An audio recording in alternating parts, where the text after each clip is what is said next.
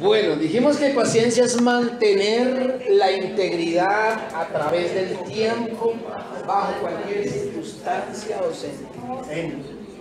Número 1 es mantener la integridad. Vamos a recordar lo que eso significa. Tiene que ver con mantener no solamente la calma, sino la integridad. No es lo mismo. Calma es no explotar, pero la integridad es mantener el comportamiento íntegro. Número 1. Número 2, a través del tiempo. Es decir, decíamos que no se trata de semipaciencia o media paciencia o paciencia temporal, sino que es a través del tiempo. Y hoy vamos a hacer más énfasis en esa parte. Y en tercer lugar, que se trata de algo que hacemos bajo situaciones externas o internas, circunstancias externas o sentimientos internos. Eso es lo que hemos dicho que es paciencia. Hoy vamos a enfatizar esta definición recordando en primer lugar cuántas palabras griegas que significan paciencia. Dos palabras. Es decir, cuando usted lee el Nuevo Testamento y encuentra la palabra paciencia en algún lado, proviene de una de dos palabras. Y cuando la leemos en español, pues no sabemos de cuál de las dos. Y aunque las dos se traducen paciencia, su significado es diferente. Hipomone, muy bien. Esa es la primera paciencia, la primera palabra. Pero una cosa es la traducción y otra cosa es el significado. ¿Qué significa hipomone? Hipo significa bajo. Y moné, que viene del verbo meno, significa permanecer firme. Permanecer firme. Es decir, hipomone o jupomone significa permanecer firme sin doblarse a pesar del peso de algo externo. Vamos a, si lo quieren recordar y no olvidarlo, vamos a hacer un ejercicio para recordar lo que significa jupomone. Cada uno de ustedes se va a poner de pie y va a cargar en sus hombros a la persona que tenga a su lado.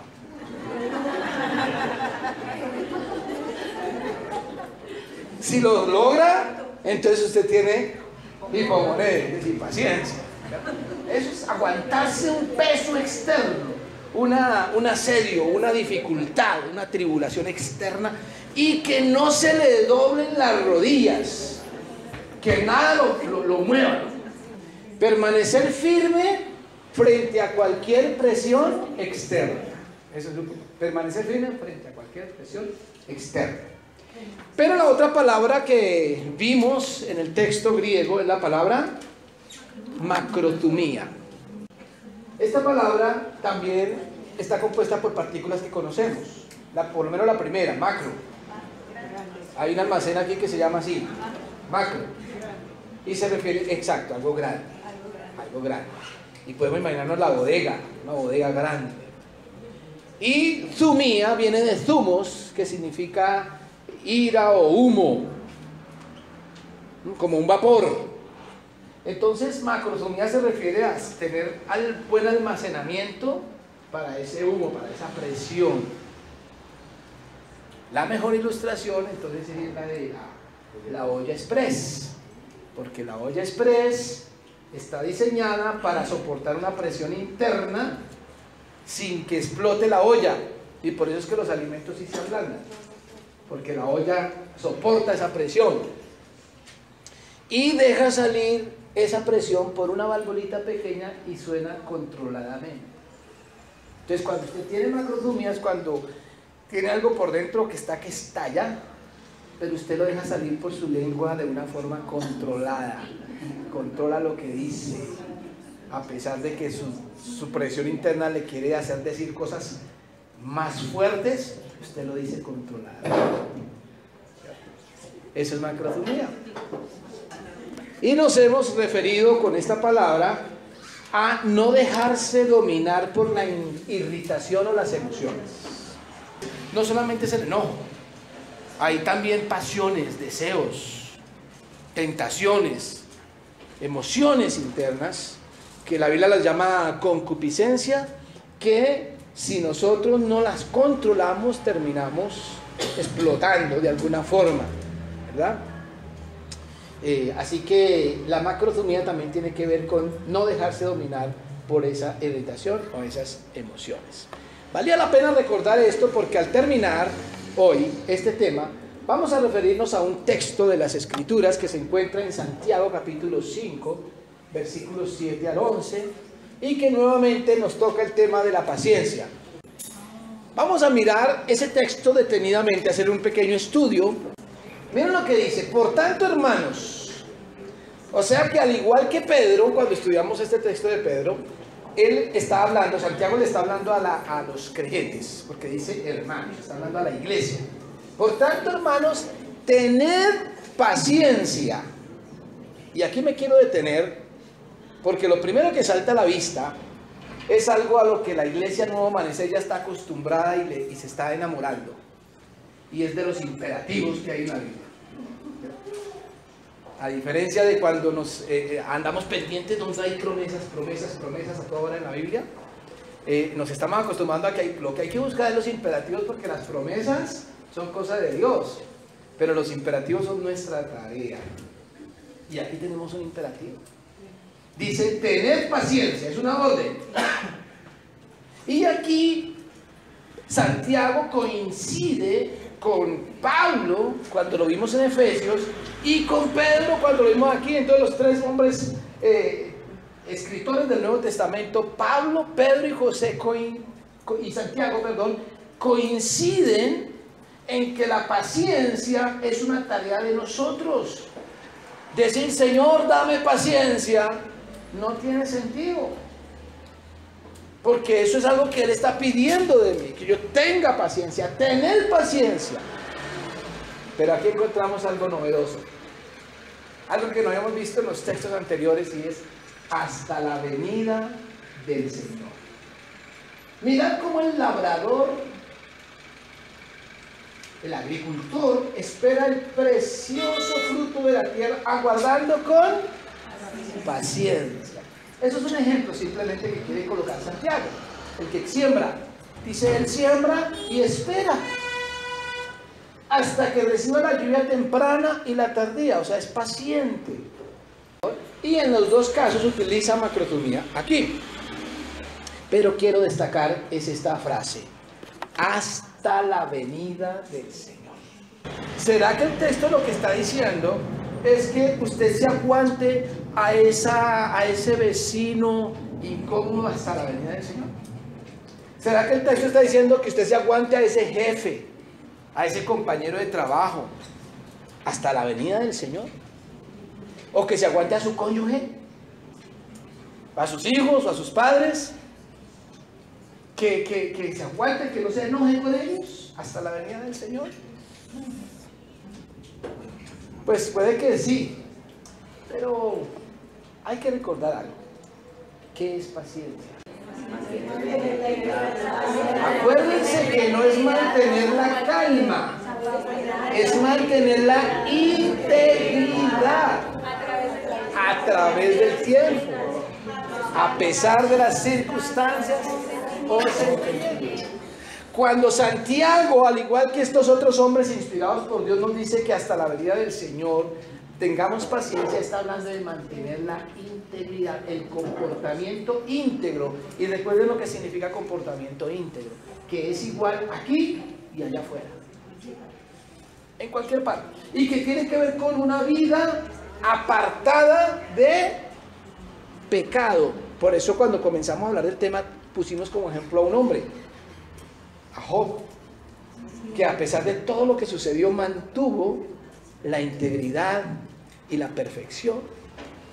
A propósito, Santiago también lo menciona, ¿no? Al final. Tened también vosotros paciencia y afirmad vuestros corazones, porque la venida del Señor se acerca. Y vuelve a hacer referencia al mismo tema. Y luego dice, hermanos míos o hermanos, no os quejéis unos contra otros para que no seáis condenados. Sea quien juez está delante a la puerta. Una vez más utiliza macrotumía.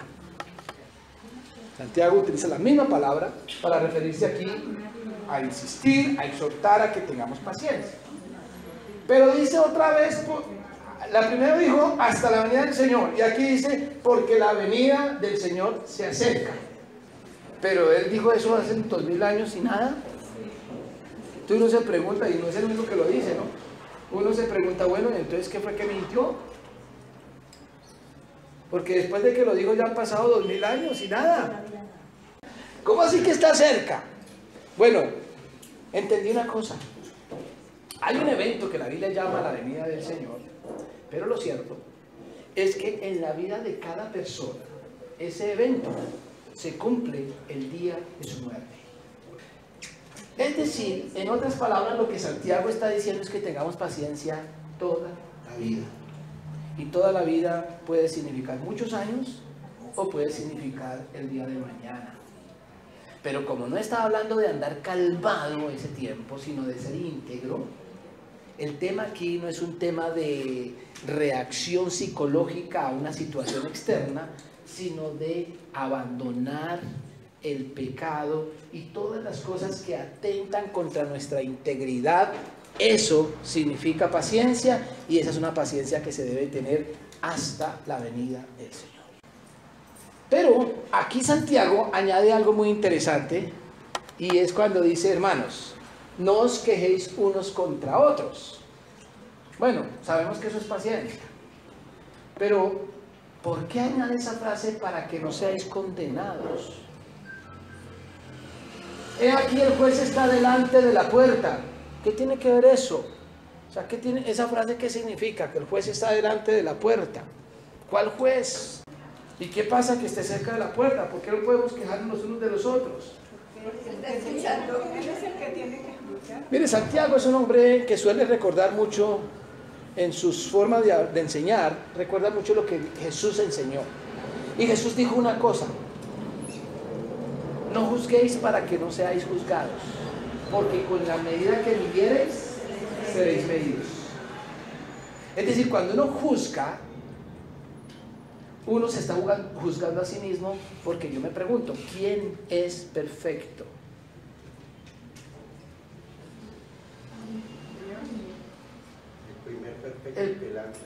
El problema es que nosotros, cuando nos quejamos los unos contra los otros, lo que estamos diciendo es, esta persona me incomoda, y empezamos a hablar mal los unos de los otros, no sabiendo o no dándonos cuenta que a veces el problema y el defecto que tenemos es mucho más grande. Jesús también dijo, ¿para qué se ponen a mirar la pajita que hay en el ojo de su hermano y no miran esa viga que tienen en su propio ojo? Qué fácil es juzgar a los demás y qué difícil es mirarse al espejo. Hay una frase muy típica nuestra. Cuando pensamos en nuestros defectos decimos, pues sí, yo sé que yo también tengo mis defectos, pero es que los del hermano fulano, no sé si es como que exagera. Es decir, siempre nos parecen más grandes los de otros. Entonces lo que Santiago está diciendo ahí, no os quejéis, porque hay un juez que está mirando a esa persona de la que tú te estás quejando y te está mirando a ti. No vaya a ser que te pongas la balanza y tú resultes siendo peor. No os quejéis. Además, cuando dice no os quejéis, viene a nuestra mente una frase que dice, a la única persona a la que ¿sí ve cómo se acuerda lo que pasa? A la única persona a la que puedo obligar a cambiar es a mí mismo. Siempre queremos cambiar es a los demás. Y no nos damos cuenta que hay cosas que cambiar en nosotros. A la única persona que yo puedo obligar a cambiar es a mí mismo. Por eso Santiago nos dice, he aquí el juez está delante de la puerta. Así que la paciencia se aplica en la aceptación de los demás con todos y sus defectos. Y luego dice Santiago, hermanos míos, una vez más, hermanos míos, tomad como ejemplo de aflicción y de paciencia a los profetas que hablaron en nombre del Señor. Nuevamente paciencia. ¿Cuántas van ya? ¿Está la cuarta? Tomad como ejemplo de aflicción y de paciencia a los profetas que hablaron en nombre del Señor. Adivinen cuál palabra utiliza acá. Macrozumía otra vez. Y entonces pone como ejemplo a los profetas. ¿Por qué? ¿Qué pasó con los profetas? Aquí podríamos tener en cuenta a los profetas del Antiguo Testamento, porque son los que tiene como referencia Santiago en ese momento, cuando todavía no se ha escrito todo el Nuevo Testamento. Es los profetas del Antiguo. O probablemente esté tomando en cuenta algunos profetas de la iglesia primitiva. Todos ellos fueron martirizados y perseguidos, pero sobre todo tuvieron que vencer sus propias debilidades y pecados. Y ellos tuvieron paciencia. Pasa de ponernos como ejemplo al labrador, y aquí nos pone como ejemplo a los profetas, que hablaron del Señor y tuvieron paciencia. Pero lo interesante es la forma como termina.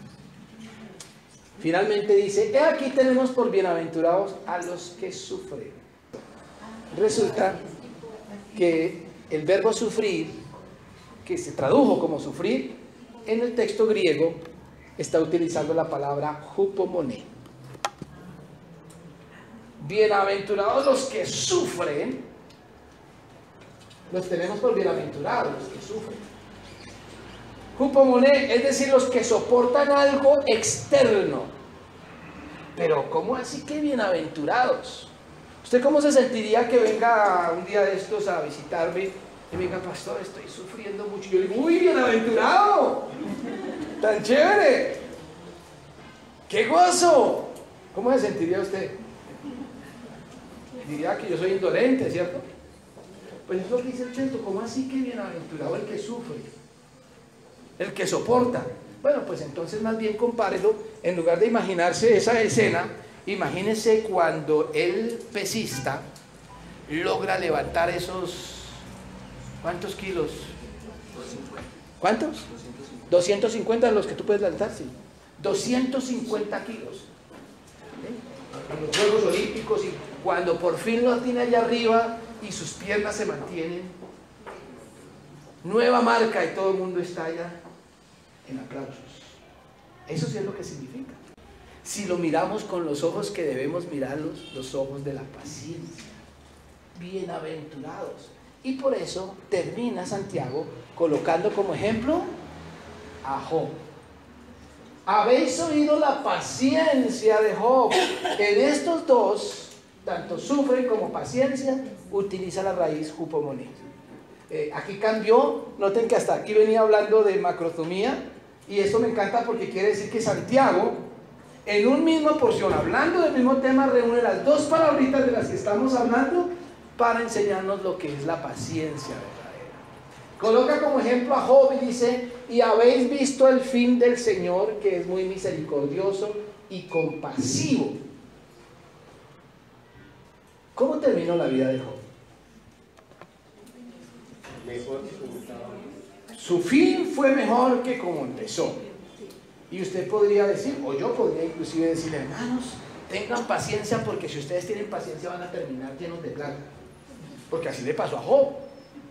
¿Sí? Pero eso sería convertir el tema en un asunto materialista y sobre todo en un negocio con Dios. Ese negocio no. Lo que está diciendo es que el fin del Señor, la palabra fin significa el propósito.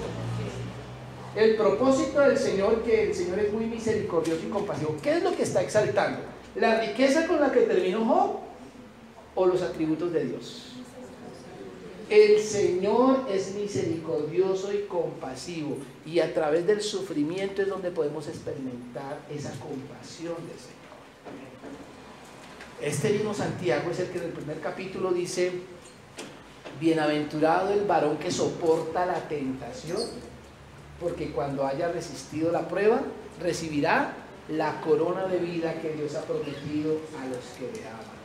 El soportar la tentación, la presión externa y mantenerse íntegro, lo único que produce es fortalecimiento de la fe. Y estamos en el año del fortalecimiento de la fe. Recordemos ese episodio cuando hablamos de Job. Nosotros comenzamos hablando de él cuando empezamos este tema. Y hay una frase en el diálogo que sostiene Dios y Satanás, Cuando Satanás viene la segunda vez, después de haber torturado a Job mucho tiempo, viene la segunda vez, lo recibe Dios como mirándolo a ver cómo le fue, y le dice estas palabras: ¿no has considerado a mi siervo Job, que no hay otro como él en la tierra, varón perfecto, recto, temeroso de Dios y apartado del mal? No dice rico, no dice fuerte, está hablando, describiendo la integridad de Job, su rectitud. Cuando Santiago destaca la paciencia de Job, lo destaca no por lo que él tiene, sino por lo que él es: un varón perfecto, recto, temeroso de Dios y apartado del mal. Y miren lo que termina Dios diciendo: y que todavía retiene su integridad, aun cuando tú, Satanás, me incitaste contra él para que lo arruinara sin causa. Y que todavía retiene su integridad. Yo no sé usted si ha estado en alguna situación a punto de perder su integridad, pero yo todos los días, lo que nos rodea siempre nos está tentando. Tal vez por eso algunos cristianos en los primeros siglos lo que hicieron fue encerrarse para no tener contacto con el mundo. De ahí provino toda esa costumbre de claustro, de enclaustrarse, lo cual puede que sirva de algo, solo que no sirve para hacer luz y sal en la tierra, el claustro, porque mantenerse en el mundo es un peligro. Y siempre estamos con esa tentación, porque hay algo allá afuera que nos atrae, pero hay algo aquí adentro que es como un imán, y no aguantamos. El Señor nos invita a que mantengamos esa integridad hasta la venida del Señor. Paciencia no es simplemente calma, es ser íntegro a pesar de todas las dificultades que vienen. Mantener esa integridad. Tal vez usted esté pensando hoy: ¿cómo hago para esa paciencia? Y este sería un buen momento para orar al Señor y decirle: Señor, dame paciencia. ¿Te gustaría? Pero el Señor te respondería: eso es lo que yo te estoy diciendo. Como la paciencia es algo que yo tengo que añadir, no algo que Dios me va a dar, entonces se trata más bien, en lugar de pedirle, comprometernos. Y es un compromiso en primer lugar conmigo mismo, porque cuando yo no tengo paciencia, ¿quién sufre? Yo no tengo paciencia, yo soy el que sufre. Pero en segundo lugar es un compromiso con Dios, porque Él me está dando la orden de tener paciencia. ¿Les gustaría hacer un compromiso de paciencia en esta mañana? Yo les invito a que cierren sus ojos allí donde están y que le diga al Señor en esta mañana que usted se compromete, que usted está dispuesto, que usted le quiere añadir a esa fe fundamental que tiene, a ese dominio propio. Usted le quiere añadir paciencia, que no ha sido fácil tener dominio propio, que las tentaciones nos asedian en todo momento. Señor, yo quiero ser un hombre paciente, una persona paciente.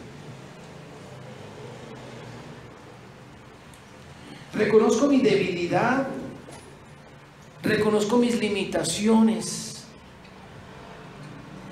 Reconozco mi atracción hacia las cosas del mundo, hacia los pensamientos malvados. Y en esta mañana, en esta tarde, yo quiero comprometerme a añadirle paciencia a mi vida.